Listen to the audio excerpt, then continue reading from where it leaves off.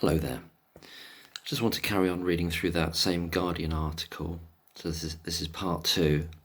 But before I carry on reading, I want to go back over a part of it that I was just thinking about this morning, and I was just tweeting about it. It's the part in which it states in this article that, according to documents seen by the Guardian, 7 doctors collaborated on compiling a report to police. So they gave it to the police in May 2017. It presented details of 13 babies who had died and 8 more who had deteriorated. I know I've gone over some of that already. Oh, that bloody light. It's a bit bright, isn't it? I keep having to do this. I can't get the lighting right. The lighting, the lighting technicians, this is day off, so I have to do it myself. Sorry, I'll get back into it now. The point is, and it goes on to say here, they said that Lucy Letby had been present. So present just means working, doesn't it? Doesn't necessarily mean that she was with that, any individual baby or all of them. Present means that she was on duty. That's all it means. At 11 of the deaths, adding, quote, the likelihood of this occurring by chance alone is very low. Well, leaving that aside, that's wrong anyway, because they haven't worked out the statistical elements to it anyway. And they're not including, well, what about the other 8 deaths across those 2 years? What's happening there? So there's all that. But the point I wanted to focus on is this idea that they're teeing it up for the police, are they not? That they're suspicious about 11 deaths purely because of her presence. Purely because of her presence. Now we need to consider this notion that comes into play, and it's vital, about expected and explained versus unexpected and unexplained. So they're teeing up potentially 11 deaths that they're concerned about. So you would think then that there's something bothering them about all those 11 deaths. Otherwise, why would they make that point to the police? And yet, 7 deaths end up on the indictment. 7 deaths end up as murder charges. And then murder convictions, outrageously. But that is what happens. So we've got 4 deaths. So what happens to them? How are they then characterised? 4 of those 11. So over a third of them, that they'd teed up for the police. In other words, saying, these, just because Lucy Letby is present, we're worried about all these. But what happens to those 4 deaths? They have to become, and they do become, wholly and utterly expected and explained, both by all the consultants that raised them, these 4 deaths, to the police, and confirmed by Evans and everyone else involved. Wholly expected and explained. See how the notions of expected and explained and unexpected and unexplained can just shift, can just turn, can go do a 180, depending on what you're using the individual deaths for,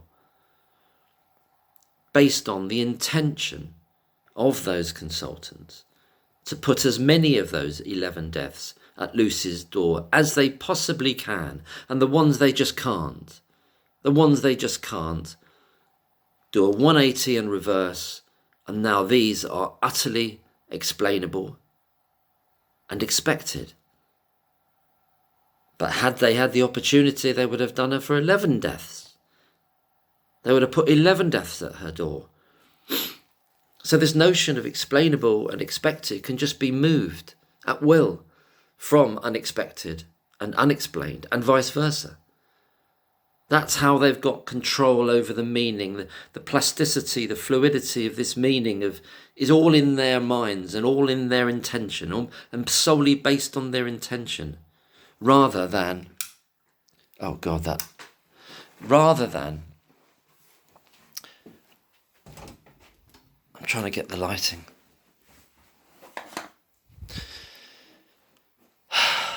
Do you see what I mean? I should do this video again because of all the lighting stuff, but not that I'm worried about lighting, bollocks to that, but it's just, I don't want to be in the dark completely, but it's, Thirlwall's in the dark. Thirlwall's deliberately pretending to be in the dark. And all this rubbishing of Lucy Letby's character that's coming out, that's another red flag. That's the desperation, because they know it's falling apart. So they got to get a lot of people in there to start criticising her character, who were probably bullies themselves, you know. But what Thirlwall did was to say that nurses that are fully behind Lucy Letby, because they sent out these questionnaires, and the ones that were behind her, they didn't want to hear from them, did they? We've heard that already, and that's been reported in Private Eye and elsewhere. A nurse was sent a questionnaire, and her answers made it very clear that she didn't believe in Lucy Letby's guilt, and Lucy Letby was a brilliant nurse. But they only want to hear from the nurses and the people that have got something damaging to say about Lucy Letby's character, which I don't believe any of it for a second. I think it's more about them. They're talking about themselves. It's all projection. They only want to hear from the bullies, from more bullies, really, don't they? Because it serves their narrative and serves their purpose. I hope that made sense about these 11 deaths, because it's just struck me this morning that, well, they wanted... See, why did they bring those 11? Because it's all about her presence. That's the operative thing at the beginning, a presence. And then when they just can't push them over the line into blaming her for them, then they become utterly expected and explainable deaths. And so if they were expected and explainable, why would they lump them in the first place? They can't have it both ways. They can't be so adamant about the explainability and the expected nature of those deaths afterwards, because it suits their agenda. But before, it's all up in the air. Oh, we don't know. She could have been responsible for them as well. But later on, they say they're cast iron explainable, and it's just a load of bollocks, all of it. It's just all based on bullying, As I said in a tweet today, these more recent things, which I'm not going to go into the detail of people coming up and criticising her mentor.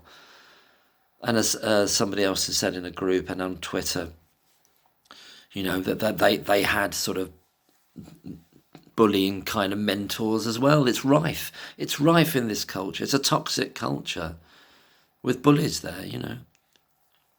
And why wouldn't some of the bullies be these nurse mentors? Why wouldn't they be?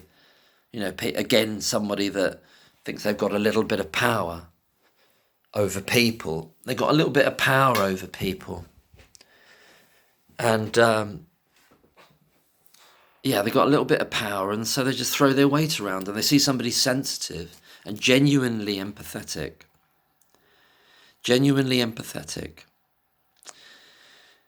And they stop trying to dominate and bully them. Anyway, I'm going to go back to the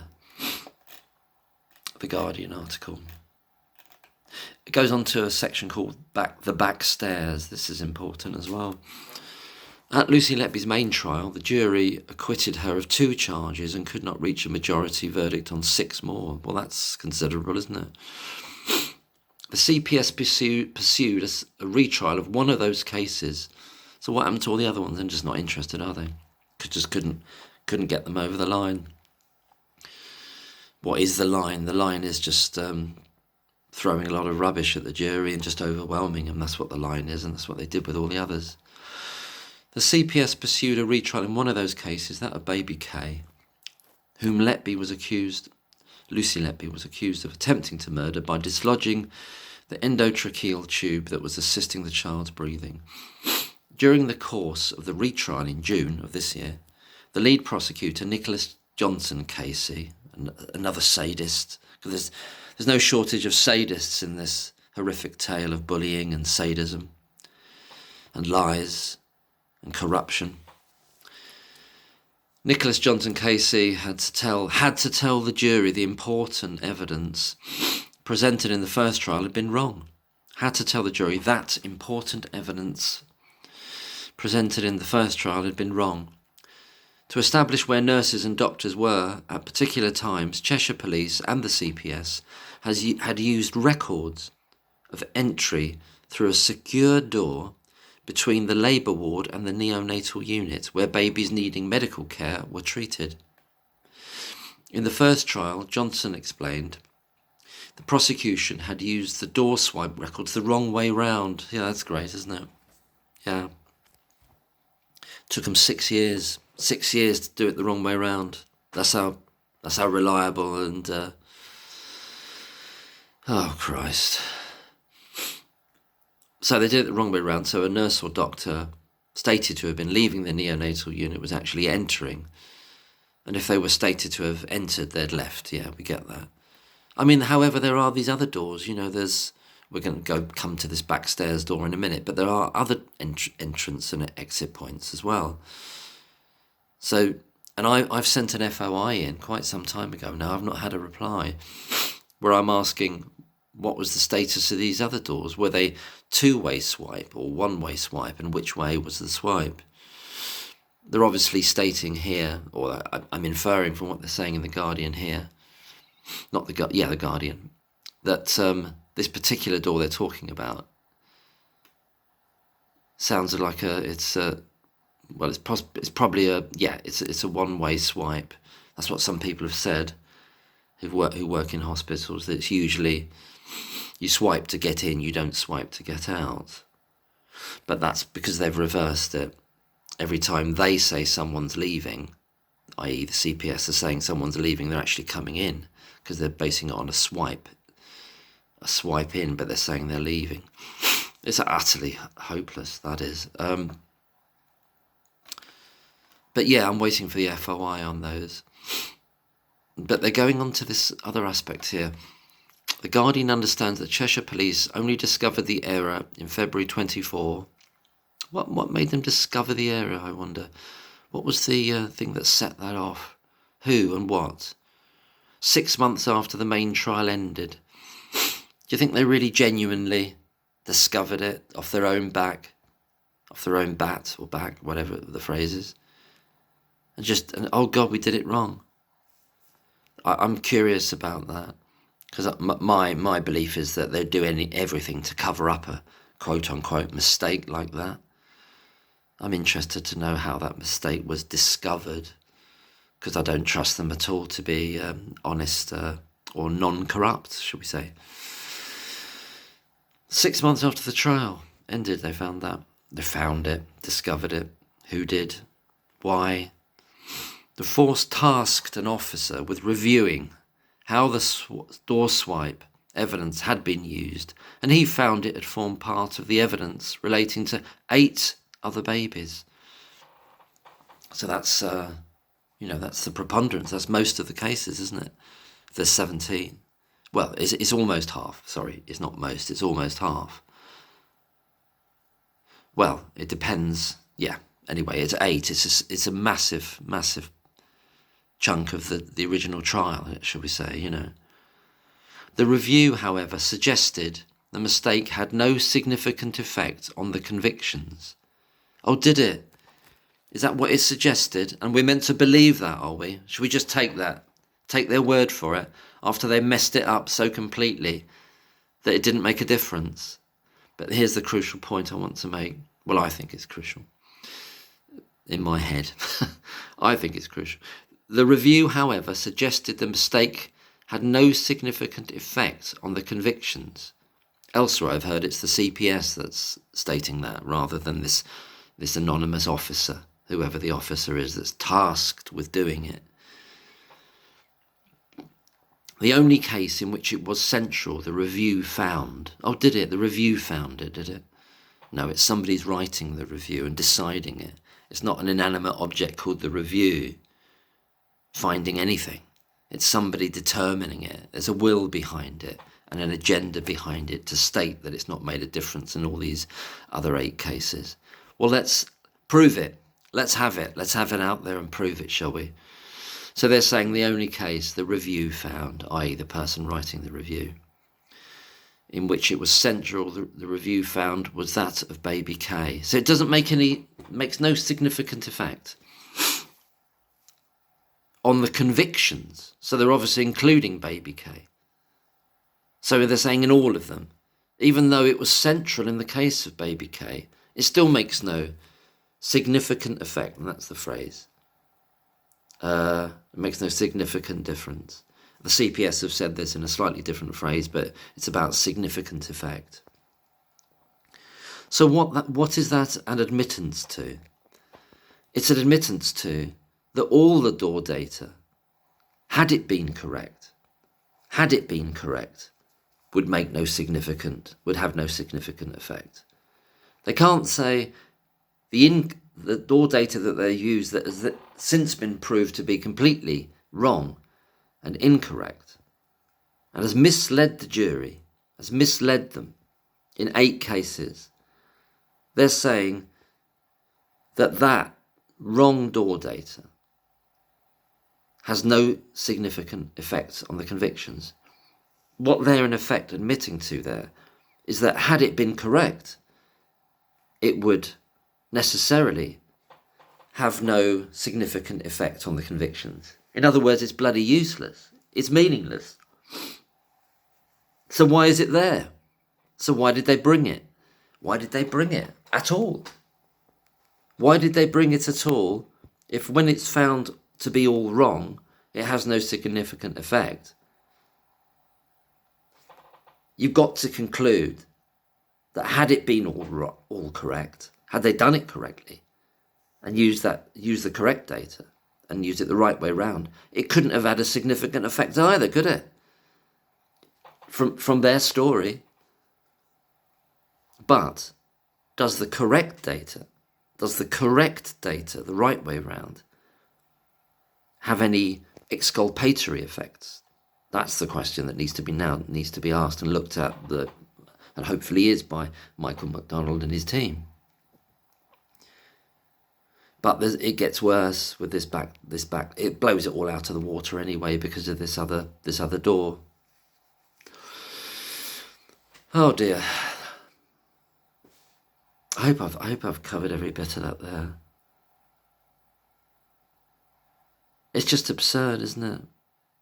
They're telling you that, well, the evidence we supplied in relation to door data,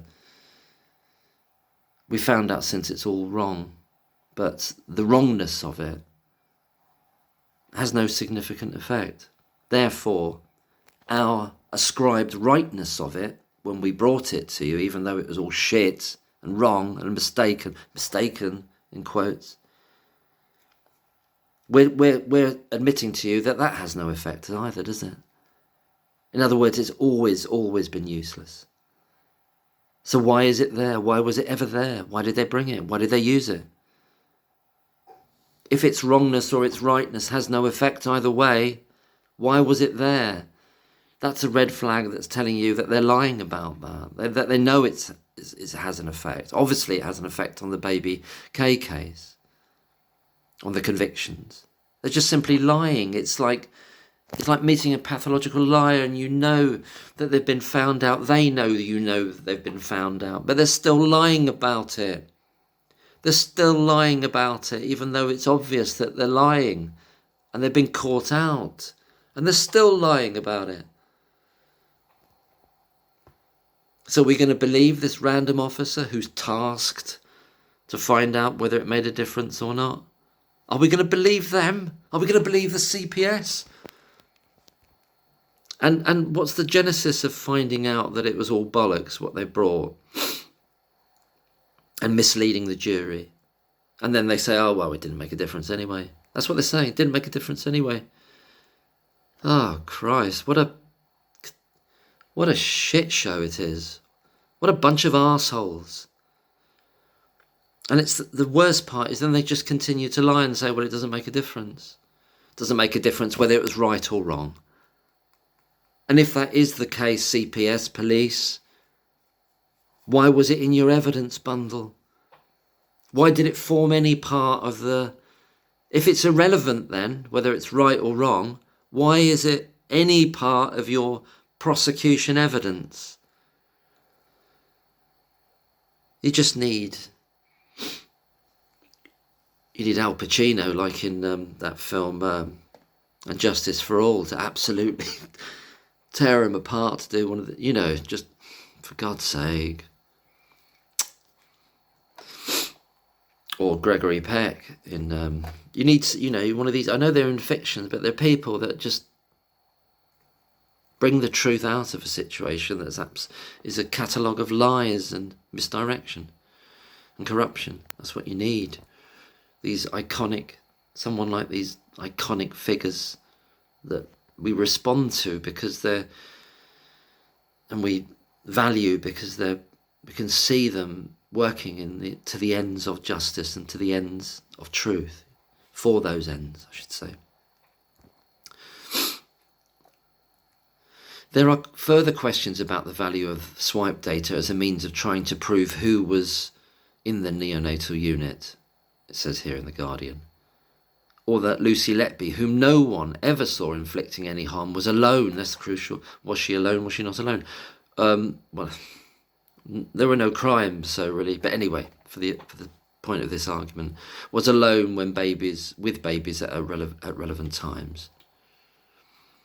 Michelle Warden, she's doing amazing stuff. Michelle, thank God she's there. Thank God for her courage. Take my hat off to her. Brilliant. Michelle Warden, who worked at the unit as an advanced neonatal nurse practitioner until 2007 and has remained in close contact with staff, told The Guardian the unit had another door leading to a back stairs. And that's the one where there's this icon of a broken lock on it, which I remember, that's why I've sent off this FOI, but they've not come back to me about, because I wanted to know about every door there. What was the status of it? But anyway, this is important. Guardian, leading to the back stairs, this other door. She said the door had a keypad system still in place when Lucy Letby worked there, so no specific staff data was recorded from it. So that kind of thing in a workplace like that, everyone gets to know that number. It's not secret. People want to cut through even, or they want to... People coming from every other place. And you just don't know who's in and out of it, do you? They just, everyone knows, that number's, 2011, 1462, or maybe it changes every 3 months and everyone gets to know it again. In other words, it's completely porous. They don't know who is where, when. They don't know who is where and when. So anything to do with door data is completely irrelevant. So again, you ask, why is it all there? Why is any of it there? But more importantly than that, you can't say at all who is where when. You can't say who is alone when. You can't say anything anymore about it because of the porosity, because of the ability for anyone to come in and out of that unit who knows that number without leaving a trace on some kind of computer about door swipe. And even the door swipe stuff, people could have borrowed each other's door swipes, and the idea of letting people through as people do in these environments.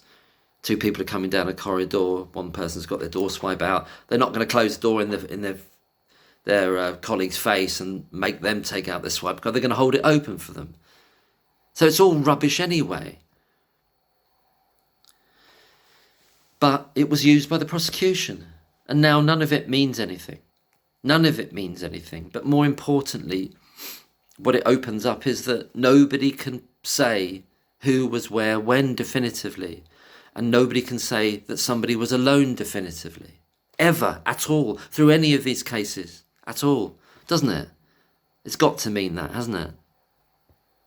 So that's what you've got to look back through. If we had the transcript. Every time they say... This was the opportunity. This was the moment opportunity when Lucy Letby was alone when she did this thing. Well, you can't say that anymore. Ever. Ever. You don't know who's there.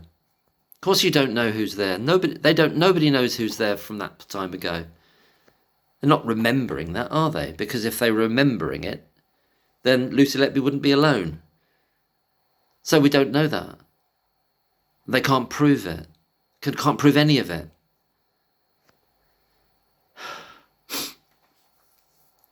Where was I on this? So the quote is from Michelle Warden. God bless her. God bless her and her courage and her honesty and her character, strength of character. Michelle Warden. Staff were going in and out of that door all the time and up and down the stairs. Staff. From all kinds of departments, presumably. Anyone who knew that gets to know that code can use that and nip through. Maybe they want to come up those stairs or go out down the stairs, maybe somewhere to smoke, God knows, whatever it is. Or to go outside to their car, or God knows, I don't know. It's stairs down to elsewhere. And or to cut through the neonatal and to go into the obstetrics department. Use it as a cut through. They all get to know the number. Nobody knows who is where when. Nobody can definitively prove it. Nobody knows that any person was alone at any given time. Nobody can prove it at all for anything, for any of the cases. I've got to take a breath. It's just bloody obvious, isn't it? And yet the CPS, oh, well, doesn't make a difference. And they'll say that about this as well. The fact that all their data was reversed for the door, that doesn't make a difference to the convictions.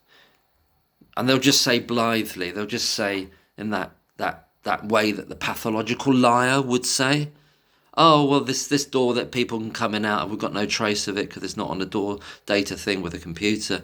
And everybody and their dog knows the number. And, that doesn't make a difference to the convictions. They'll just keep saying it in the way that these pathological people would say, pathological liars would say. Isn't it? Come on, I mean...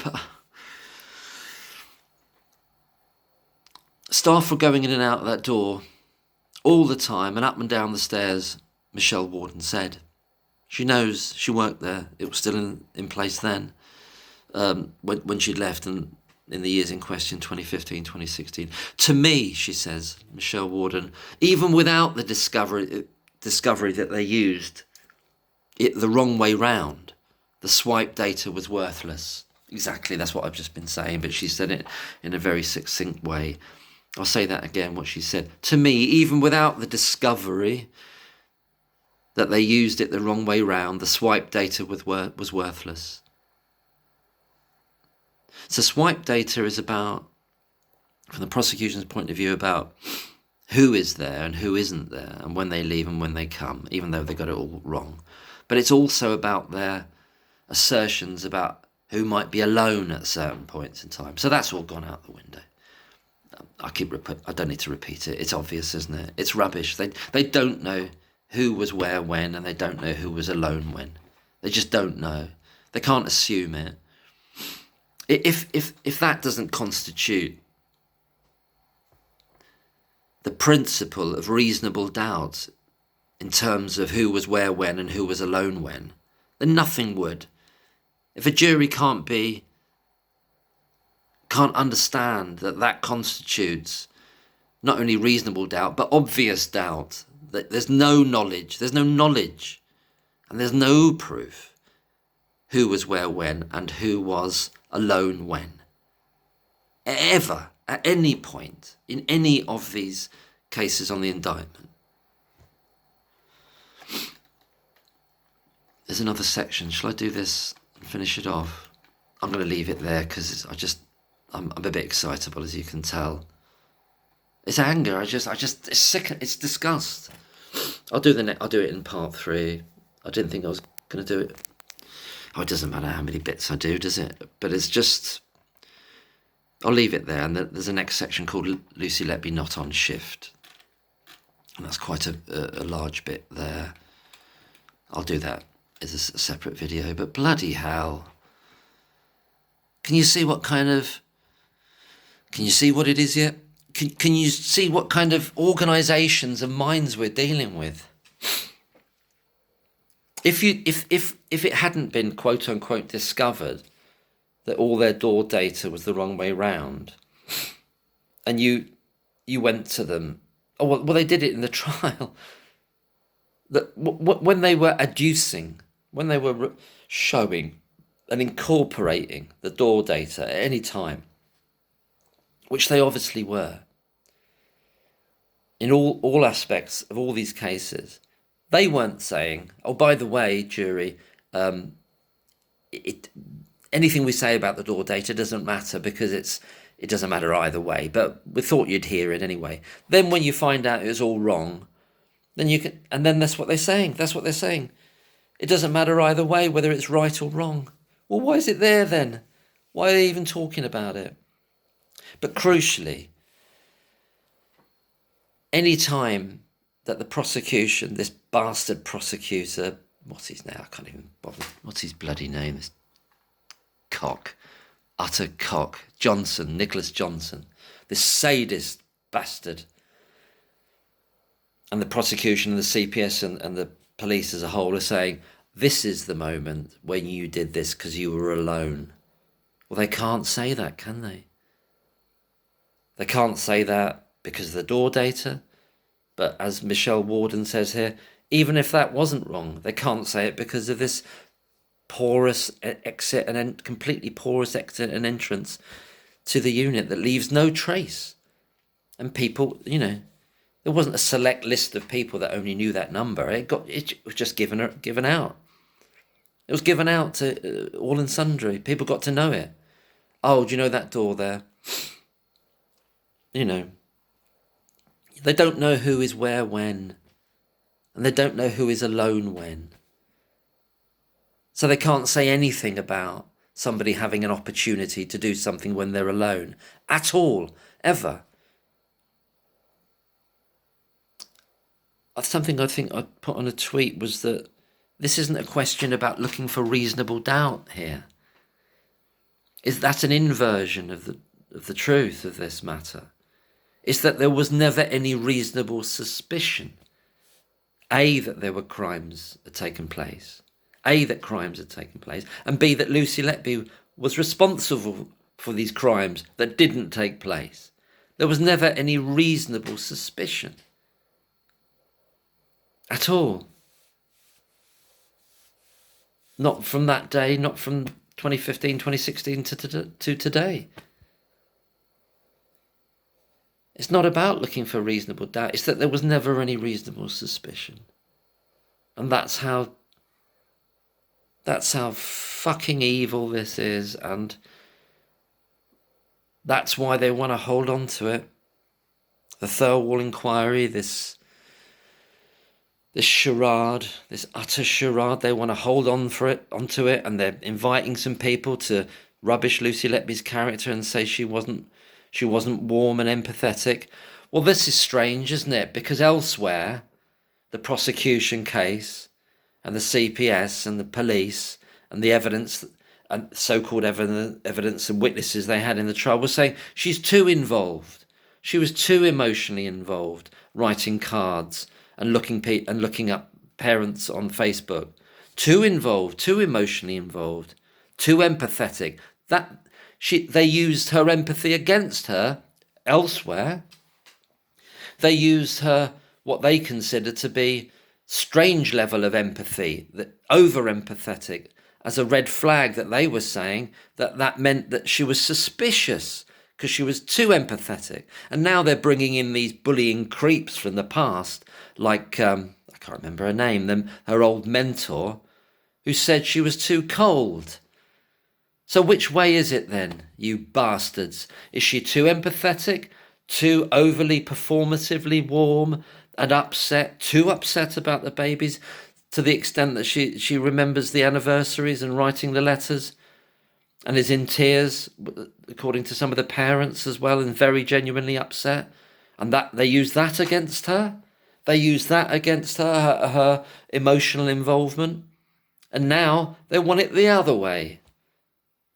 And this is what witch hunts always do. They just show the absurdities of the injustice of it in your face. They put it right in your face like you're not going to notice it. You're not going to notice that with one hand They're saying this is a very suspicious person because she's crying and she's writing these cards and she's looking up parents and hoping that they're okay, and she's looking up on Facebook, and she's over involved, and that's the source and the kernel and that's the focus of their suspicion, because she's too emotional and too involved. And elsewhere, they'll have it the other way as well. She's cold. Oh no, she's very cold. She's too quiet. She's cold. She's too distant. She's too cold to be working with. It's fucking ridiculous. What a bunch of poisonous bastards they all are. Everyone involved in this.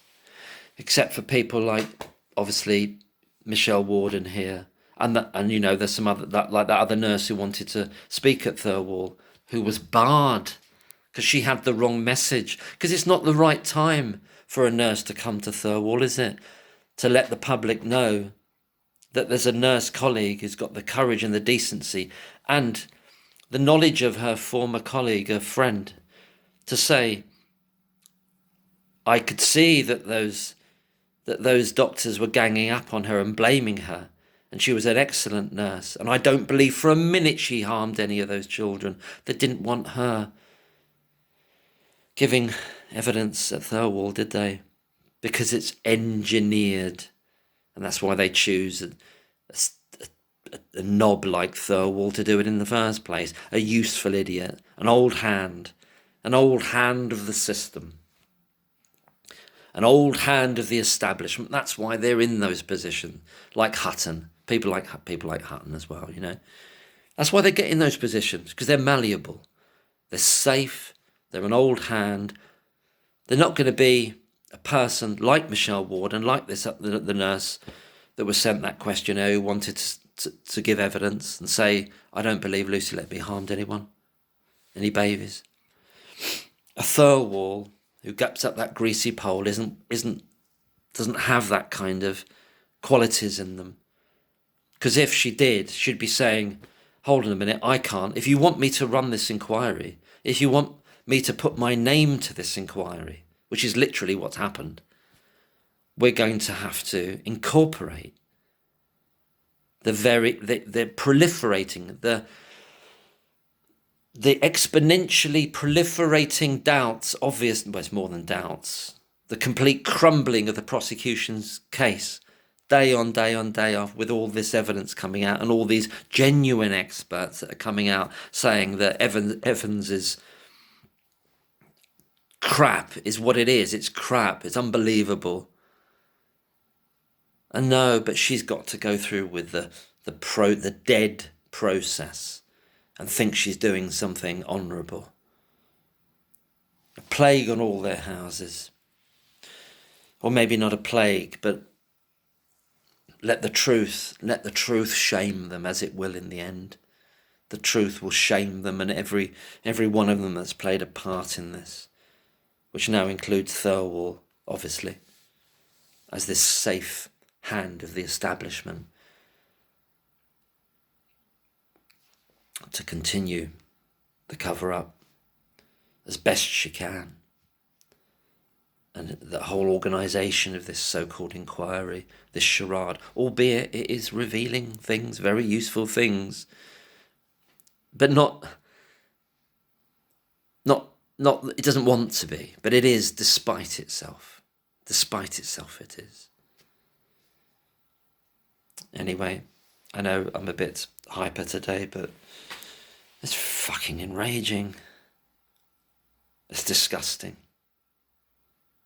And all of this is about not only the torture and persecution of a wholly innocent person, but it's about denying the truth to all those parents. It's a crime against them, and has been a crime against them since 2017, since they wanted to change the script and create a serial killer out of nothing, a story out of nothing, in order to save their own skin and avoid their own accountability and responsibility. Those doctors, so-called doctors, those bullies, that pack of hyenas. And then the NHS as a whole decided that was the way to go with it as well, out of their cowardice, out of their institutional psychopathology.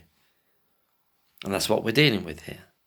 Pathology, based in institutions and based in individuals.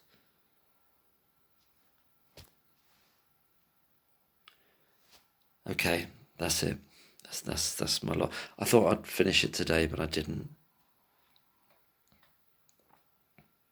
It can make you feel as though, well, it's enraging. It's just, anyway, I'll stop moaning on. It's fucking sickening, isn't it? There's going to come a time, and it hopefully, God willing, is not going to be too much longer, when all this has been we're at the beginning of it. Oh, actually, we've moved a bit into the beginning. We're some way into this now, of the turn, and it is going to turn. Oh God, take care. Have a good day. All the best.